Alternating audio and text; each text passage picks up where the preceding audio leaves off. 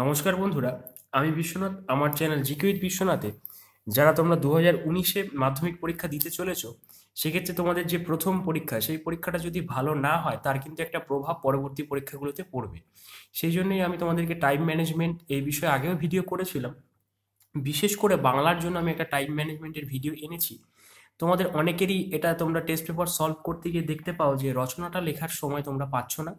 বিশেষ করে রচনা তোমাদের অনেকটা বাদ রেখে আসতে হচ্ছে, অনেকে নাম্বারটা কিন্তু সেইখানে কমে যাবে। সেটা যাতে না হয় সেই জন্য তোমরা কী হবে, টাইম ম্যানেজমেন্ট করতে পারো, সেটা নিয়েই আমার এই ভিডিও। দেখো, আমরা জানি 90 নম্বরের জন্য 180 মিনিট দেয়া হবে। তাহলে প্রতি নম্বরের জন্য 180/2 অর্থাৎ 90 মিনিট। 1 নম্বরের জন্য 2 মিনিট করে সময় আমরা ব্যবহার করতে পারছি, এটা সবাই জানো। এবার সেটাকে আমরা কীভাবে ইউটিলাইজ করব, কীভাবে কাজে লাগাবো, সেটাই হচ্ছে মূল কথা। তোমাদের দেখো, অনেকেরই রচনা লেখার সময় হাতে থাকছে না। এক্ষেত্রে প্রতিটি বিষয় বাংলাতে কত সময় কীভাবে লিখতে হবে যদি সেটা দেখে নাও, তাহলে খুব সহজেই তোমরা পারছো। আমি তোমাদেরকে আগেই বলবো, বাড়িতে একবার দুবার প্র্যাকটিস করে যাবে। আমি যে ফর্মুলাটা এখানে বলছি, তোমাদের মাধ্যমিক বোর্ডের পরীক্ষায় কিন্তু ঘড়ি অ্যালাউ আছে, কোনো অসুবিধা নেই। এটা কোনো চাকরির পরীক্ষা নয় যেখানে ঘড়ি অ্যালাউ থাকছে না, এরকম নয়। তা ঘড়িটা নিয়ে যাবে, ইলেকট্রনিক্স ঘড়ি নিতে পারো। সেক্ষেত্রে তোমরা অ্যালার্ম সেট করে নিতে পারো ঘড়িতে।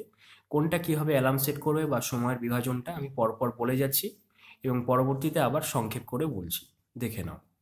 দেখো, আমি স্টার্টিংয়েই বলবো তোমরা রচনাটা লিখতে হবে প্রথমে, অর্থাৎ প্রশ্নটার একদম পেছন দিক থেকে স্টার্ট করবে। তোমাদের প্রশ্ন আসতে পারে যে কেন আমরা এরকম করব, শুরুর থেকে না লিখে কেন পেছন দিক থেকে লিখব। এর কারণ হচ্ছে, দেখো, পেছনের দিকের প্রশ্নের মানগুলো বেশি, সেটা লিখতে বেশি সময় লাগে। আর সামনের দিকের কোশ্চেনগুলো কিন্তু খুব সংক্ষিপ্ত, অর্থাৎ কম সময় তোমরা লিখতে পারো, ওয়ান লাইনার থাকে। তাই সেই জন্য আমরা পেছন থেকে স্টার্ট করলে কম সময়ে তখন ছোট কোশ্চেনগুলো ভালো লিখতে পারবো। কিন্তু রচনাটা যদি শেষের দিকে লিখতে যাও, সেক্ষেত্রে কিন্তু রচনার বিভিন্ন পয়েন্ট তোমরা ভুলে যাও এবং রচনার দশাটা খুবই দুর্দশায় পরিণত হয় এবং নাম্বারটা কমে যায়। সেই জন্য রচনা তোমরা 25 মিনিট সময় নেবে, পরের প্রতিবেদন বা সংলাপে 15 মিনিট সময় নেবে, বঙ্গানুবাদে 10 মিনিট সময় নেবে, কনির দুটো পাঁচের প্রশ্নে 30 মিনিট সময় দেবে। আমি একটু বেশি দিয়েছি, কারণ কনির থেকে কনির উত্তরগুলো একটু বড় হয়, সেটা মাথায় রেখে। পরবর্তীতে দেখো, 5 নং প্রবন্ধ, অর্থাৎ একটি 5 নংয়ের প্রবন্ধ থেকে একটা আসছে, সেটায় 10 মিনিট সময় দিয়েছি। প্রবন্ধ বলতে রাজশেখর বসুর যে বাংলা ভাষায় বিজ্ঞান আর শ্রীপান্থ হারিয়ে যাওয়া কালিকলমে, দুটোর থেকে একটা লিখতে হবে, 10 মিনিট সময়। তারপরে রয়েছে কবিতা থেকে 5 নং প্রশ্নের একটি, সেটার 10 মিনিট। দুটো আসে, একটা লিখতে হয়। গল্পেও দুটো আসে, পাঁচের একটা লিখতে হয়, সেটাও 10 মিনিট। গল্প কবিতা থেকে 3-এর মানে দুটো প্রশ্ন আসে, অর্থাৎ 6 নম্বরের জন্য আমি 12 মিনিট দিলাম। ব্যাকরণের 8 নং, এখানে 15 মিনিট দিয়েছি। 8টা কোশ্চেন লিখতে হয়, মোটামুটি 10টা মতন থাকে, 8টা লিখতে হয়, একটু ভেবে চিন্তে লিখতে হয়। সবই খুব ছোটোর মধ্যে থাকে, সেই জন্য সময়টা একটু বেশি দেওয়া হয়েছে।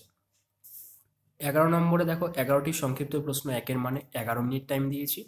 17টি সংক্ষিপ্ত প্রশ্নের জন্য 17 মিনিট সময় দেওয়া হয়েছে। 17 মিনিট বা 11 মিনিট, এগুলো যত প্রশ্নের সঙ্গে দেখো 1 মিনিট করে দেওয়া হয়েছে। কেন? কারণ এগুলো সবই ওয়ান লাইনার। ওয়ান লাইনারের প্রশ্নের উত্তর লিখতে সময় কিন্তু কম লাগবে। তাহলে এই ক্ষেত্রে দেখো, আমাদের টোটাল 175 মিনিট আমরা যদি যোগ করি পাচ্ছি, আর 5 মিনিট আমাদের এক্সট্রা থাকছে। 5 মিনিট হচ্ছে খাতাটাকে রিভিউ করতে হবে, পুনরায় দেখতে হবে যে কোথাও কোনো ভুল আছে কিনা। এবার তোমাদের প্রশ্ন আসছে যে ঘড়িতে 30 মিনিটে অ্যালার্ম দিতে হবে, এরকম একটা লেখা। 1 ঘন্টা 20 মিনিটে, আবার 2 ঘন্টা 30 মিনিট, এগুলো আবার কি জিনিস, নতুন একটা বিষয়। এটা হচ্ছে, দেখো, তোমরা ঘড়িতে অ্যালার্ম দিয়ে নিয়ে যাবে, কখন কখন অ্যালার্মটা দেবে।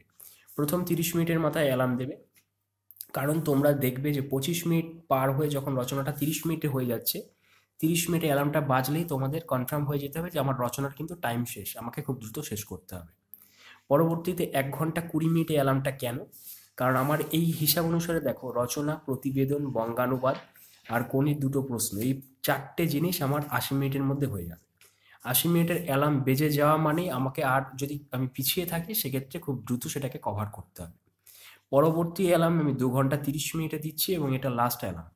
এটা হচ্ছে, যে কেউ যদি কোনো কোশ্চেন লিখতে একটু বেশি সময় নিয়ে ফেলো, সেটাকে কভার আপ করার জন্য অ্যালার্মটা দেওয়া। কারণ এই সময় আমার কিন্তু গল্প কবিতার যে দুটি প্রশ্ন, অর্থাৎ 3-এর মান, সেটা আমার শেষ হয়ে যাওয়ার কথা। বাদ বাকি আমার ওই শর্ট কোশ্চেনগুলো পড়ে থাকছে, 19 আর 17, অর্থাৎ 36 নম্বরের শর্ট কোশ্চেন ব্যাকরণ সহ। তো সেখানে আমার একটা লাস্ট ওয়েক আপ কল ওটা, আর লাস্ট 30 মিনিটে আমি 25 মিনিট টাইমের মধ্যে শর্ট কোশ্চেনটা লিখবো এখানে, আর 5 মিনিট আমার হাতে থাকবে। 5 মিনিটের জায়গায় যদি 2-3 মিনিটও হাতে থাকে সেটাও চলবে, আমাকে কিন্তু খাতাটা একবার রিভাইজ দিতে হবে। তাহলে এইভাবে আমরা অ্যালার্ম দিয়ে সময়টাকে খুব সুন্দরভাবে ব্যবহার করতে পারি। যারা আমার চ্যানেলে নতুন তারা অবশ্যই আমার পুরোনো ভিডিওগুলো সব দেখে নিতে পারো। তো আজ আসি, পরের ভিডিও আবার দেখা হচ্ছে। ধন্যবাদ।